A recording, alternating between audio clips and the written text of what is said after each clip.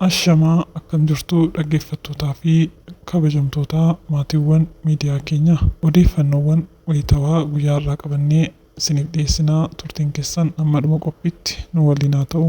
Gariin finxaaliyyii ergama TPLF kuffee fi meeshaa waraanaa qabatee ture gatiisaa argatee jira. Gariin Amaaraaf hin qabsaa'aa jedhu diina uummata Amaaraa waliin firoomuun ka'umsa isaa Shaabiyaa godhachuun garee bakka bu'ummaa uummata Tigraay irraa ka'ee waliin ta'uun meeshaa ergamee qabachuun kara Sudaan galchee ture. Odeeffannoon kun garee qaama nageenyaan qabamee kan turee fi meeshaalee galan baachuun giddugalaa magaalaa galchuun jeequmsa uumuuf qophiidhumaa irraa erga ga'amee qaamni nageenyaa fi odeeffannoo dursee rukutuun garee ergamtoota kanaa balleessuun meeshaa waraanaa kunis booji'amee jira. Salanni garaagaraas argamaniiru. Shororkeessitoonni fi ergamtoonni ishee ija raayyaa ittisaa jala ba'uu akka hin dandeenye sirriitti ifoomeera. Kana malees dabalataan uummatni naannoo Amaaraa nuti nageenya malee waraana hin barbaannu jechuun hiriira bahuun gareen finxaaliyyii faannoo balaaleffachuun deeggarsa mootummaaf qabu agarsiisee jira. Karaa biraatiin gareen badiisa kanaa hin barbaannu jechuun godina kaaba walloo